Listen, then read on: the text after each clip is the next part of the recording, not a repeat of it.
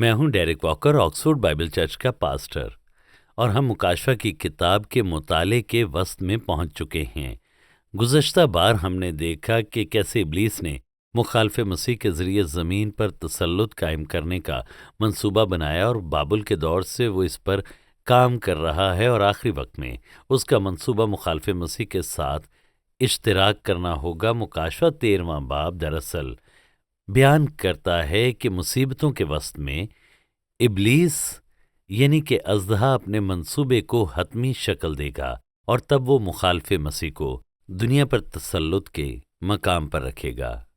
और हम अब इसी का इस वक्त मुताला करने वाले हैं। दरअसल ये सब आखिरी 3.5 साल में होगा, इससे पहले कि मसीह वापस आए और अपनी बादशाही इस दुनिया में कायम करे। इसलिए मुखालफे मसीह खुदा को नीचा दिखाने की इब्लीस की एक कोशिश है, क्योंकि मुकाशवा 13वें बाब में हम इब्लीसी तस्लीस को मसरूफ़ अमल देखते हैं, और इस हवाले से उनका खुदा बाप अज़दहा है, जो कि नज़र ना आने वाली एक रूह है, और फिर ज़मीन पर उसका नुमाइंदा जो अज़दहे की नुमाइंदगी करता है वो मुखालफे मसीह होगा, जो ज़मीन पर उसके लिए अपनी ताकत को अमल में लाएगा। और फिर हम तीसरा किरदार भी देखते हैं,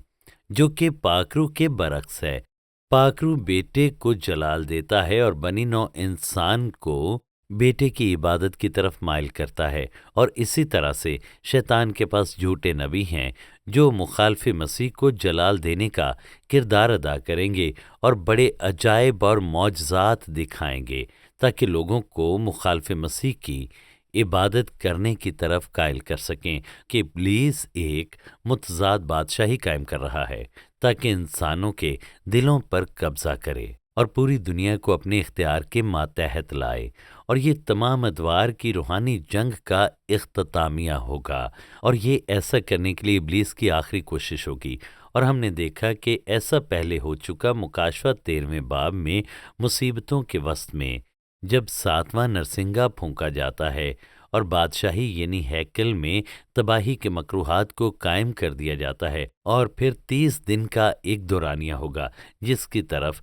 दानियल 12 में इशारा किया गया है। और इन 30 दिनों में इब्लीस अपना दुनियावी इख्तियार कायम करेगा और हैवान का निशान मुतारिफ करवाएगा, ताकि लोग हैवान की सूरत में उसकी इबादत करें। और मुकाशवा 13वें बाब में इसी से मुतल्लिक बात हो रही है, जहां आखिरी 3.5 साल का मंजरनामा सामने आता है, जो कि बदतरीन वक्त होगा, जिसका इख्तिताम मसीह की दूसरी आमद के साथ होगा। तो चलें जल्दी से नज़रसानी के लिए मुकाशवा 13वें बाब को देखते हैं, 1 से 10वीं आयत तक। और समुंदर की रेत पर जा खड़ा हुआ, और मैंने एक हैवान को समुंदर में से निकलते हुए देखा। उसके 10 सींग और 7 सर थे। समुंदर दरअसल गैर कौमों की नुमाइंदगी करता है, तो ये हैवान समुंदर में से निकलता है जिसके 7 सर हैं। हर एक सर अपनी बारी पर एक दुनियावी सल्तनत की नुमाइंदगी करता है। और बाबल, और ये दरअसल बाबल के बुर्ज से निकला है, और ये मुख्तलिफ अतवार में 7 मुख्तलिफ शक्लों में हमारे सामने आता है, जो कि 7 दुनियावी सल्तनतें हैं जिन्होंने इसराइल पर अपना तसल्लुत कायम रखा। और ये मिस्र और सीरिया और बाबल और फारस और यूनान और फिर रोमी सल्तनत हैं। और यहाँ पर 7वां सर इंतहाई दिलचस्पी का बायस बनता है, जो कि इस हैवान की आखिरी शक्ल है। और इस हैवान के 7 सर हैं, तो हम 7वें सर पर तवज्जो मरकूज करेंगे। ये आखिरी हालत है जो आखिर में जाहिर होती है, और लिखा है उसके 10 सींग हैं। और हम देख चुके हैं कि ये 10 सींग 7वें यानी आखिरी सर पर हैं, क्योंकि ये 10 बादशाहतें हैं जिनकी एक फेडरेशन होगी, और मुखालफे मसीह उनमें से उठेगा और एक बहुत बड़ा रहनुमा बनकर सामने आएगा। और ये 10 सर पाँव की 10 उंगलियों की भी नुमाइंदगी करते हैं, उस मूरत की 10 उंगलियों की जिसका जिक्र दानियल 2 में है। और ये इस दुनियावी सल्तनत की आखिरी शक्ल होगी। और आसमान से एक पत्थर नीचे आएगा, जो कि दरअसल मसीह है, और उसके पांव पर आकर लगेगा, और ये सल्तनत की आखिरी शक्ल होगी। और इसके नतीजे में ये मूरत तबाह हो जाएगी, اور انسانی سلطنت ہمیشہ کے لیے ختم ہو جائے گی اور مسیح اپنی بادشاہی قائم کرے گا اور یہ پتھر پوری زمین کو معمور کر دے گا۔ تاہم یہ 10 سینگوں کی آخری حالت ہوگی، اور یہاں پر لکھا ہے اور اس کے سینگوں پر 10 تاج اور سروں پر کفر کے نام لکھے ہوئے تھے، اور جو حیوان میں نے دیکھا اس کی شکل تیندوے کی سی تھی اور پاؤں ریچھ کے سے اور منہ ببر سا۔ تو گزشتہ ادوار میں یہ اژدہا یونان کی نمائندگی کرتا تھا اور ریچھ فارس کی نمائندگی کرتا تھا اور ببر بابل کی نمائندگی کرتا تھا۔ تو یہ تمام اس حیوان کی سابقہ شکلیں ہیں، اور اس اژدہے نے اپنی قدرت اور اپنا تخت اور بڑا اختیار اسے دے دیا، اور میں نے اس کے سروں میں سے ایک پر گویا زخم کاری لگا ہوا دیکھا، مگر اس کا زخم کاری اچھا ہو گیا، اور ساری دنیا تعجب کرتی ہوئی اس حیوان کے پیچھے ہو لی۔ یہاں اس نے اس کا دوہرا اطلاق دیکھا، کیونکہ اس سے ظاہر ہوتا ہے کہ 7واں سر وہ ہے جو گر گیا، یعنی وہ سلطنت گر گئی اور پھر سے وہ اٹھ کھڑی ہوئی۔ اور پھر بہتیروں کا ایمان ہے کہ یہ بحال شدہ رومی سلطنت ہوگی جو آخر میں ظاہر ہوگی، یا یہ مشرق وسطیٰ کی کوئی طاقت ہو سکتی ہے جو گر گئی ہو، مگر آخر میں وہ پھر بحال ہو جائے۔ مگر میرا یہ ماننا ہے کہ یہ مخالف مسیح کا حوالہ بھی ہو سکتا ہے، جو کہ مرے گا اور پھر دوبارہ جی اٹھے گا، اور اس کے نتیجے میں پوری دنیا اس کے پیچھے ہو لے گی، اور وہ مسیح کی ہی نقل کرے گا جو مر گیا اور پھر جی اٹھا، اور لوگوں نے یہ جانا کہ یہی خدا کا بیٹا ہے اور ہمیں اس کی عبادت کرنی ہے۔ اس کے مقابلے میں ابلیس مخالف مسیح کو استعمال کرے گا، اور پھر لکھا ہے اور چونکہ اس اژدہے نے اپنا اختیار اس حیوان کو دے دیا تھا، اس لیے انہوں نے اژدہے کی پرستش کی اور حیوان کی بھی یہ کہہ کر پرستش کی کہ اس حیوان کی مانند کون ہے، کون اس سے لڑ سکتا ہے، یعنی دنیا مخالف مسیح کے پیچھے ہو لے گی۔ لکھا ہے اور بڑے بول بولنے اور کفر بکنے کے لیے اسے ایک منہ دیا گیا، اور اس سے 42 مہینے تک کام کرنے کا اختیار دیا گیا، اور اس نے خدا کی نسبت کفر بکنے کے لیے اپنا منہ کھولا کہ اس کے نام اور اس کے خیمہ یعنی آسمان کے رہنے والوں کے لیے کفر بکے، یعنی وہ جو اٹھائے گئے۔ پھر 7ویں آیت میں اس طرح سے لکھا ہے اور اسے یہ اختیار دیا گیا کہ مقدسوں سے لڑے اور ان پر غالب آئے، تو وہ ایمانداروں سے لڑنے اور ان کو تباہ کرنے نکلا ہے، کیونکہ انہوں نے پوری دنیا پر بدی کی سلطنت قائم کرنے کی مزاحمت کی۔ اور پھر یہاں پر اس طرح سے لکھا ہے اور اسے ہر قبیلے اور امت اور اہل زبان اور قوم پر اختیار دیا گیا، یعنی شیطان نے اسے ان قوموں پر اختیار دیا کہ وہ شیطان کے ماتحت ہوں۔ لکھا ہے اور زمین کے وہ سب رہنے والے جن کے نام برے کی کتاب حیات میں لکھے نہیں گئے، جو بنائے عالم کے وقت سے ذبح ہوا ہے، اس حیوان کی پرستش کریں گے۔ تو معاملہ یہ ہے کہ کیا آپ کا نام کتاب حیات میں لکھا ہے؟ وہ جو غیر ایماندار ہیں ان کے نام یہاں نہیں لکھے گئے، کیونکہ انہوں نے برے کے خون کو قبول نہیں کیا، اور اس کے نتیجے میں وہ تکلیف اٹھائیں گے ابدی طور پر۔ پھر ہم مکاشفہ 17ویں باب کی طرف بڑھتے ہیں، جہاں فرشتہ کہتا ہے میں عورت اور اس حیوان کا جس پر وہ سوار ہے اور جس کے 7 سر اور 10 سینگ ہیں تجھے بھید بتاتا ہوں۔ اب یہاں پر ایک مذہبی طاقت کی بات ہوگی جو حیوان پر اختیار رکھتی ہے، تو ہم دیکھتے ہیں کہ 8ویں آیت سے کیا لکھا ہے۔ یہ جو تو نے حیوان دیکھا یہ پہلے تو تھا مگر اب نہیں ہے، اور آئندہ اتھاہ گڑھے سے نکل کر ہلاکت میں پڑے گا، اور زمین کے رہنے والے جن کے نام بنائے عالم کے وقت سے کتاب حیات میں لکھے نہیں گئے، اس حیوان کا یہ حال دیکھ کر کہ پہلے تھا اور اب نہیں اور پھر موجود ہو جائے گا تعجب کریں گے۔ یہی موقع ہے اس ذہن کا جس میں حکمت ہے، وہ 7 سر پہاڑ ہیں جن پر وہ عورت بیٹھی ہوئی ہے۔ اور پھر یہاں پر یوں لکھا ہے اور وہ 7 بادشاہ بھی ہیں، 5 تو ہو چکے ہیں اور ایک موجود ہے اور ایک ابھی آیا نہیں، جب آئے گا تو کچھ عرصے تک اس کا رہنا ضرور ہے۔ اور جو حیوان پہلے تھا اب نہیں، وہ 8واں ہے اور ان 7 میں سے پیدا ہوا اور ہلاکت میں پڑے گا۔ آپ ان آیات پر غور کریں کہ مخالف مسیح 7ویں سر سے نکلے گا، لیکن وہ 10 سلطنتوں پر اپنا تسلط قائم کرے گا۔ یہ ابتدائی شکل ہے اور وہ سب سے بڑا حکمران بن جائے گا، اور وہ ایک سلطنت کا نیا نظام لائے گا جو کہ اب 8واں سر کہلائے گا، جو 7ویں سر سے نکلے گا۔ پھر لکھا ہے، آپ غور کریں اور وہ 10 سینگ جو تو نے دیکھے 10 بادشاہ ہیں، ابھی تک انہوں نے بادشاہی نہیں پائی، مگر اس حیوان کے ساتھ گھڑی بھر کے واسطے بادشاہوں کا سا اختیار پائیں گے۔ ان سب کی ایک ہی رائے ہوگی اور وہ اپنی قدرت اور اختیار اس حیوان کو دے دیں گے۔ وہ برے سے لڑیں گے اور برا ان پر غالب آئے گا، کیونکہ وہ خداوندوں کا خداوند اور بادشاہوں کا بادشاہ ہے، اور جو بلائے ہوئے اور برگزیدہ اور وفادار اس کے ساتھ ہیں وہ بھی غالب آئیں گے۔ تو ہر مجدون کی لڑائی میں یہ 10 بادشاہ جو مخالف مسیح کے ماتحت ہوں گے، مسیح کے خلاف لڑیں گے۔ تو یہ غیر قوم کے حیوان کی دنیا کی آخری طاقت کی شکل ہے۔ پھر اس نے مجھ سے کہا کہ جو پانی تو نے دیکھے جن پر کسبی بیٹھی ہے وہ امتیں اور گروہ اور قومیں اور اہل زبان ہیں، اور جو 10 سینگ تو نے دیکھے وہ اور حیوان اس کسبی سے عداوت رکھیں گے اور اسے بے کس اور ننگا کر دیں گے اور اس کو آگ میں جلا دیں گے۔ اور یہاں پر یہ بیان کیا گیا ہے، آپ غور کریں کہ مصیبتوں کے وسط میں کس قسم کا مذہبی نظام ہوگا جو آخری حیوان کی معاونت کرے گا، بھلے یہ کوئی بھی مذہب ہو، مگر مصیبتوں کے وسط میں مخالف مسیح تباہی کا حکم دے گا، اور اس قصبی کی تباہی ہوگی، کیونکہ اب مخالف مسیح کے پاس مکمل اختیار آ جائے گا اور وہ باقی تمام عبادتوں کو مٹانا چاہتا ہے تاکہ صرف اسی کی عبادت کی جائے، تاکہ ہر کوئی بطور خدا اسی کی عبادت کرے، اور پھر وہ بڑا اختیار پائے گا۔ اور یہ قصبی جو بابل کہلاتی ہے، اسے مصیبتوں کے وسط میں ختم کر دیا جائے گا اور مخالف مسیح اپنا مذہب قائم کرے گا جس کا وہ خود مرکز ہوگا۔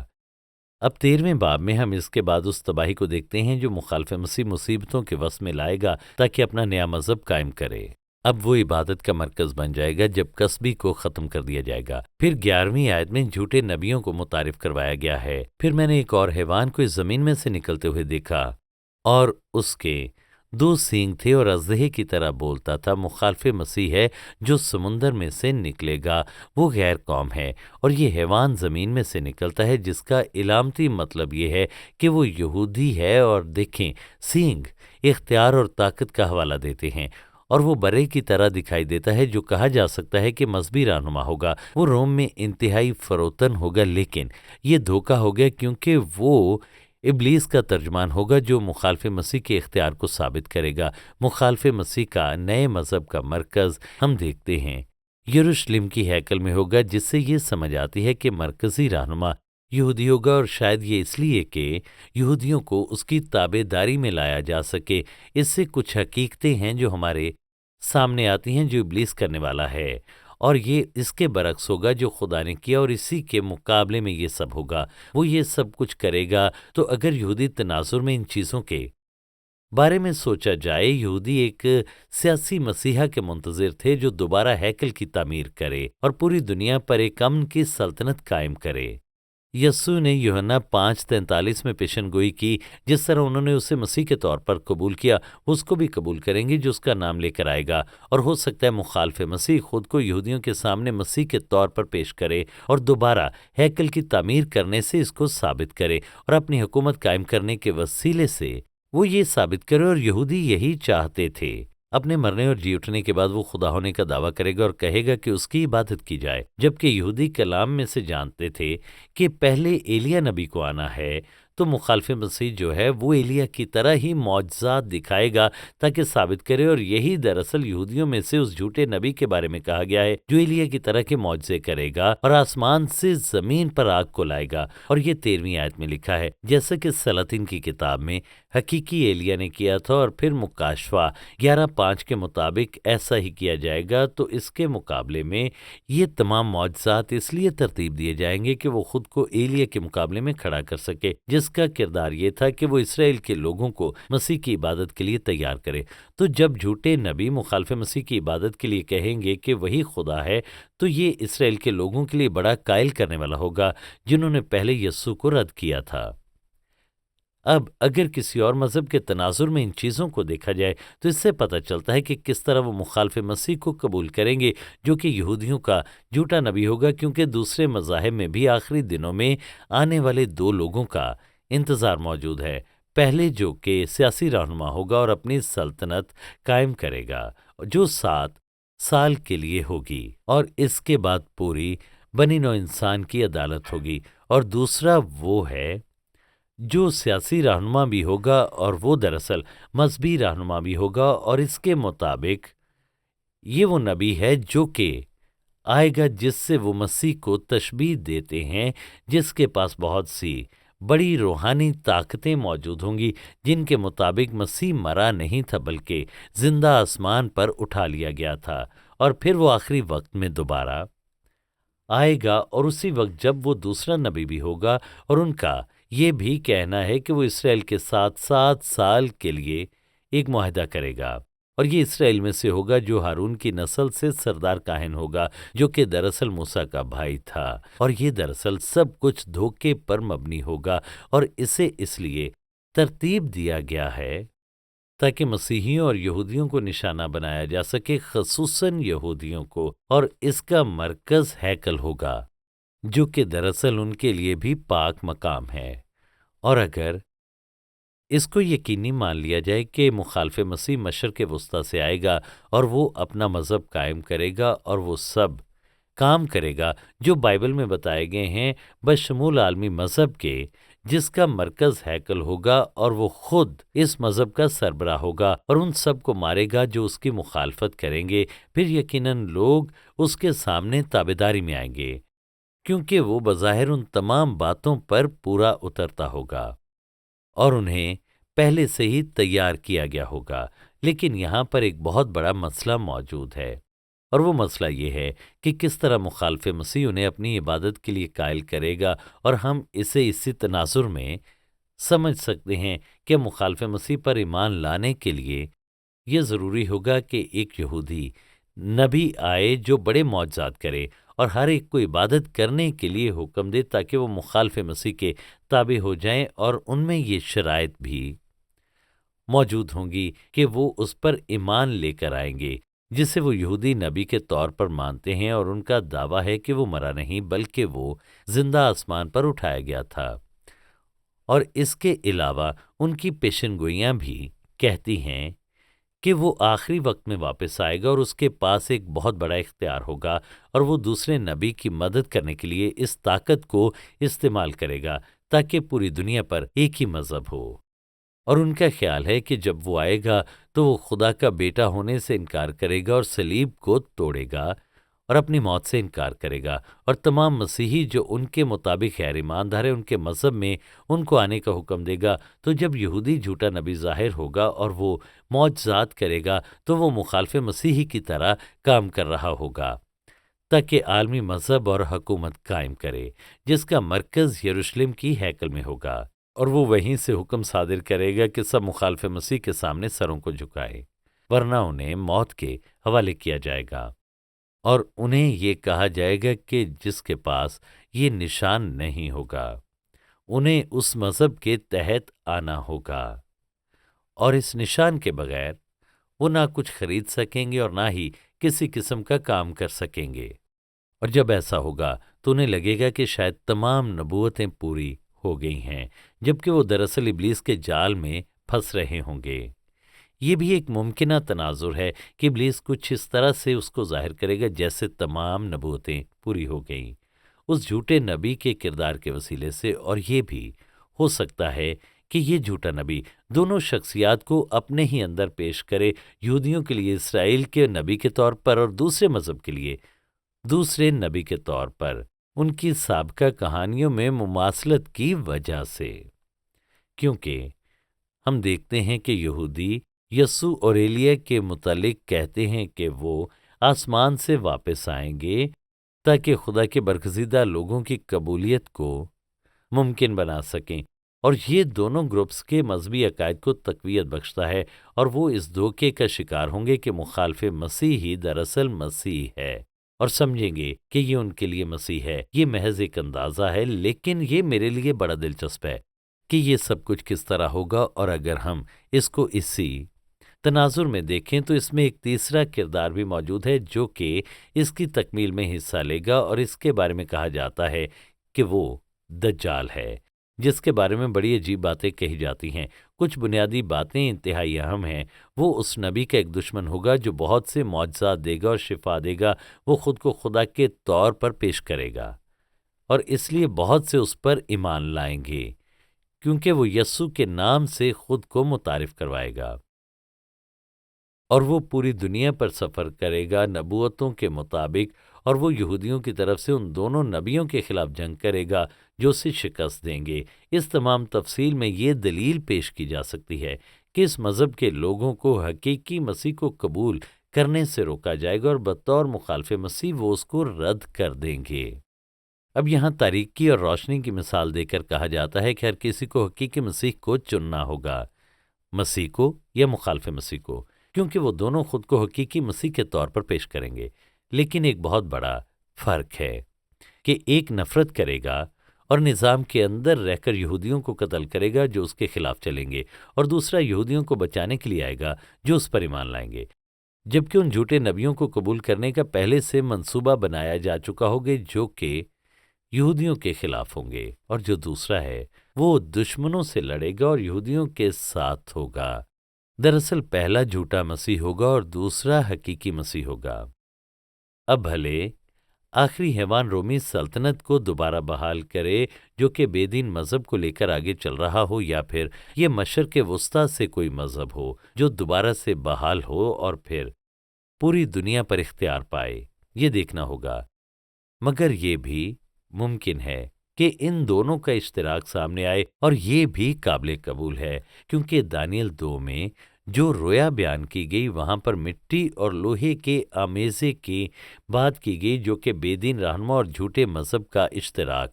ہو سکتا ہے۔ بظاہر یہ دونوں مختلف ہوں گے لیکن یہ اکٹھے ہو جائیں گے، اور یہ بھی ممکن ہے کہ ایسا ہی ہو۔ اس کے لیے کچھ کام ہوتے ہوئے نظر آ رہے ہیں، اور اسی طرح سے اگر ہم دیکھتے ہیں کہ مشرق وسطیٰ سے لوگوں کی اسی طرح سے ہجرت جاری رہتی ہے اور لادین قوتیں بھی سامنے آنا شروع ہو جاتی ہیں، اور اس میں زیادہ شدت تب آئے گی اگر دوسرے ممالک بھی اس میں شامل ہونا شروع ہو جائیں گے، اور اگر دوسرے ملکوں کے ساتھ یورپ بھی شامل ہو جاتا ہے، جیسا کہ ہم ترکی میں دیکھتے ہیں، جیسا کہ اصل سلطنت نے کیا تھا، تو پھر یہ لوہے اور مٹی کے پاؤں والی نبوت کی پوری تکمیل نظر آ جائے گی جس کا دانیل 2 میں ذکر ہے۔ اور پھر جس طرح سے مختلف ممالک میں آبادی بڑھ رہی ہے اور ہجرت کرنے والے وہاں پر آ رہے ہیں، اور یورپ میں ان کی تعداد دن بدن بڑھتی جا رہی ہے، اور وہاں پر ان کی ایک بہت بڑی آبادی بڑھ رہی ہے، اور ہجرت کرنے والے جو یورپ میں اپنی تعداد کو بڑھا رہے ہیں وہاں ان کی ایک بڑی آبادی ہوگی، اور یہ بھی ممکن ہے کہ دوسری اقوام وہ یہاں پر سامنے آ جائیں اور اپنا اثر و رسوخ قائم کرنے کے قابل ہو جائیں، اور کوئی مخالف مسیح جس کا رومی امپائر سے آنے کا بھی امکان ہے جو کہ رومی سلطنت کی بحالی کے بعد آئے گا، اور یہ عمل ایمانداروں کے آسمان پر اٹھائے جانے کے بعد بہت زیادہ تیزی اختیار کرے گا جب حقیقی ایماندار آسمان پر اٹھائے جا چکے ہوں گے، اور اس دوران مسیحیوں کی ایک بہت بڑی آبادی جو آسمان پر اٹھائی جا چکی ہوگی، اور پیچھے وہی رہ جائیں گے جو کہ برائے نام مسیحی ہوں گے، اور برائی کے خلاف استعمال ہونے والی طاقت اٹھائی جا چکی ہوگی، اور لادینیت بھی پوری طرح سے پھیل جائے گی۔ تمام مافوق الفطرت واقعات وقوع پذیر ہوں گے جس سے تمام لوگ جو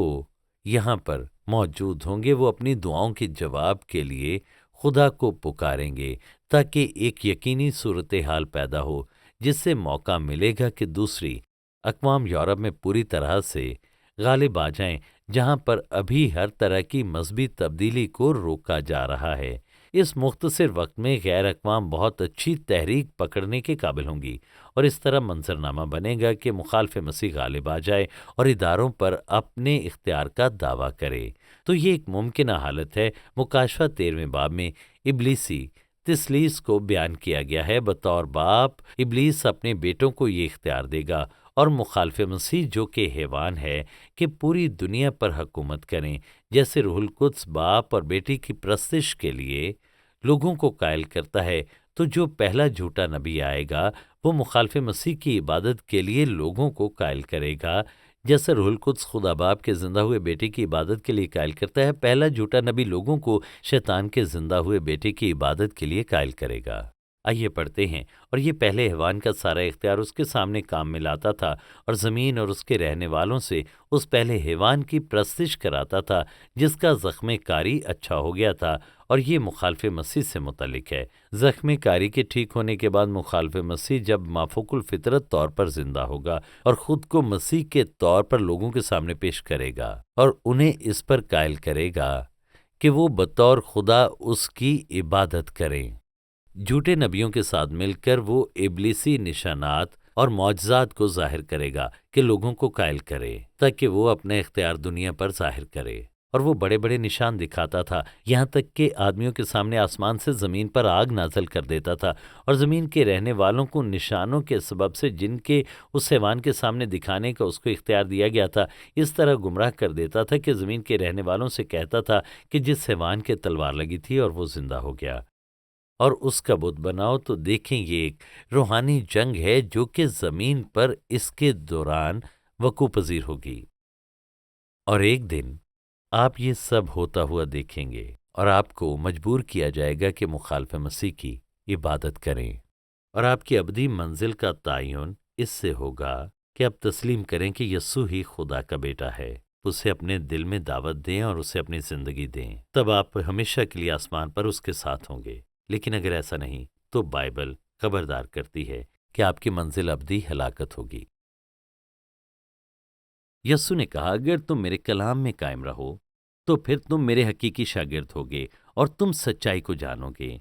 oxfordbiblecchurch.co.uk پر آپ جان سکیں گے کہ آپ معاشی طور پر ہماری کیسے مدد کر سکتے ہیں، اور ہم آپ کے انتہائی شکر گزار ہوں گے۔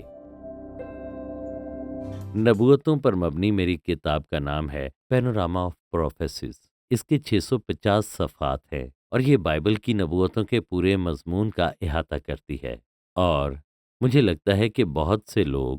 اس کے اس بڑے ایڈیشن کو پسند کریں گے۔ اس کا سائز A4 ہے، یقیناً یہ تھوڑی مہنگی ہے، 40 پاؤنڈ کی ہے،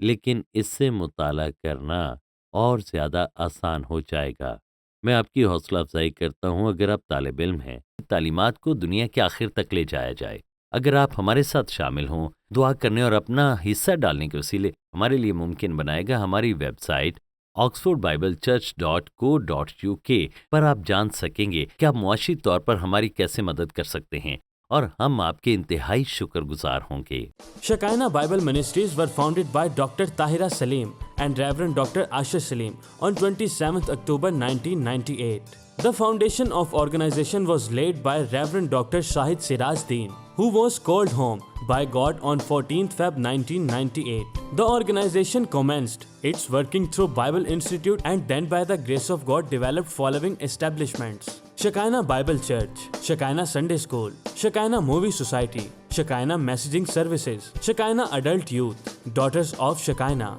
Shekinah Bible Institute, Shekinah News, Shekinah Medical Camp, Shekinah EMAC.